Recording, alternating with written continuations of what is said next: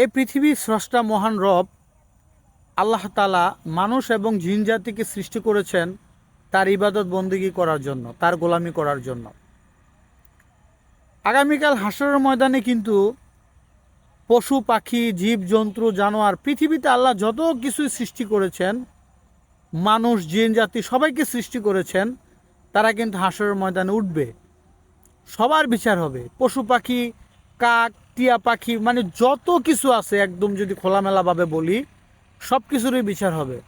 কিন্তু আল্লাহ তাআলা আমাদের মানুষকে এবং জিন জাতিকে শাস্তি দেওয়ার পর বা আমাদের হিসাব নিকাশের পর আমাদেরকে যে শাস্তিটা দেওয়া হবে, প্রত্যেকেরই প্রত্যেক জায়গার মধ্যে শাস্তি দেওয়া হবে।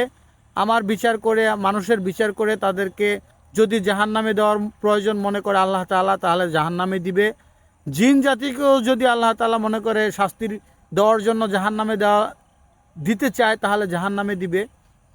কিন্তু পশু পাখি যেগুলো আছে, ভাল্লুক, ঘোড়া, বাঘ, পশু পাখি বিভিন্ন, একদম মানুষ এবং জিন ছাড়া, তাদেরকে আল্লাহ তাআলা বিচারের পরে বলবে মাটি হয়ে যাওয়ার জন্য।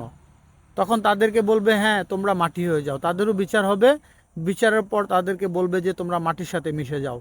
তখন ওই জীবজন্তুগুলো, জানোয়ারগুলো, পশু পাখিগুলো মাটির সাথে মিশে যাবে। আর মানুষ এবং জিন জাতিকে আল্লাহ তাআলা শাস্তির আওতায় নিয়ে আনবে।